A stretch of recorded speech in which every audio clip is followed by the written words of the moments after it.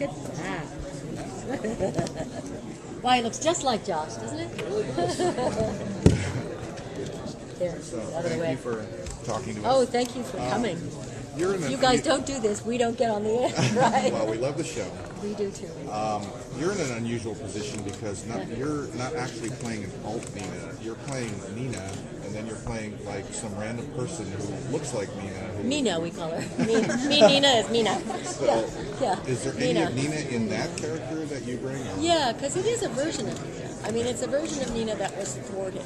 There was no Belle, there was no Bishop in that timeline, so you have a person with the same ability who's been left outside the circle, and Jones brings her in. So this is not a happy person, and this is a desperate person, so she needs to be watched. I always have sharp objects between me and her. So she's not a shapeshifter who was turned into it? No, she's not a shapeshifter. I know. It's a curious one. And then there's another Nina coming. So, yeah. These last 8, I mean, I thought the season was really strong, that they'd really found their groove. And then, about midway, they just kicked into something bigger and crazy. And this last 8, I'm so glad they're showing them together because I think they're very powerful, how they build on each other.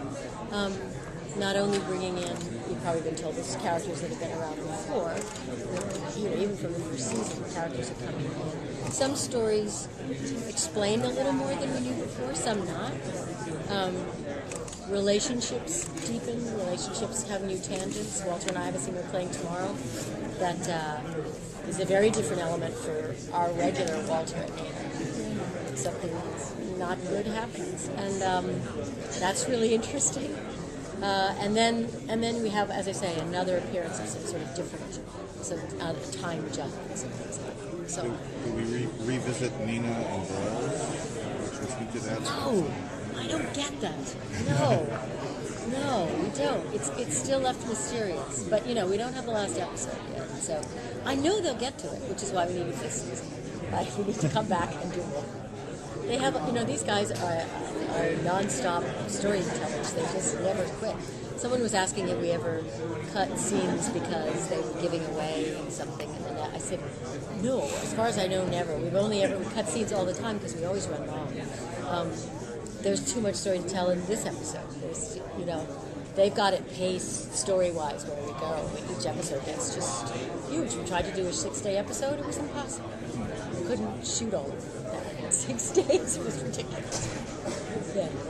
How much more fun is it playing this slightly meaner, more nefarious? Oh, Mina's good. I want more of her. She is really badass. I like her. And I'm extremely fond of the haircut, so that's good. I like that too. Yeah, no, it's really fun. I like that we're now getting more personalities, because I was always a bit jealous of my fellow thespians. Bolivia, I'd see the wig in the wig room and go, damn, I want one. Now I have one. Exactly. Yeah.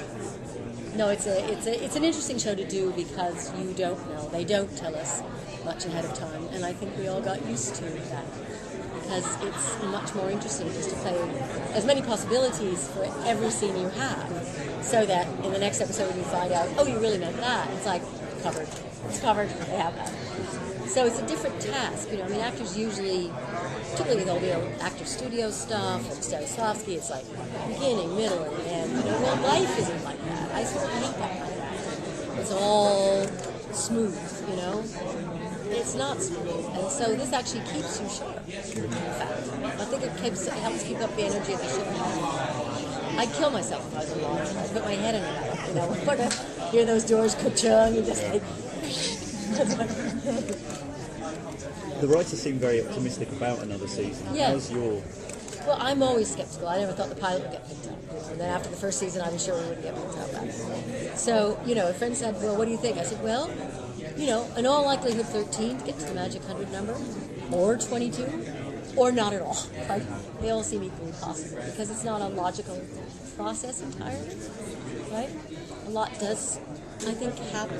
It's a chaotic business at the moment, so people are trying to figure out how to make money doing this. We're an expensive show because we deliver a movie in 8 days. We deliver an hour-long movie in 8 days. No features deliver in 16 days, that look like us. So it costs money, I get that. And people are trying to figure out ways to do it more cheaply without losing what we have. Because then that's no gain.